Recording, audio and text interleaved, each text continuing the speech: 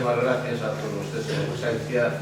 Quero, en primer lugar, agradecer ao alcalde de Portosón, José Luis Oufos, ao concelleiro de Cultura, Manuel Leán,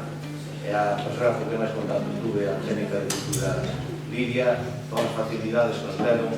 para que hoxe podamos traer a nosa música da ciudad de Ferrol, ao Concello de Portosón, que tanto retornos me trae aquí, noso primeiro pai de aquí, e no fondo, pois tamén, en que rendir homenaxe a toda a familia, permiteu o amor,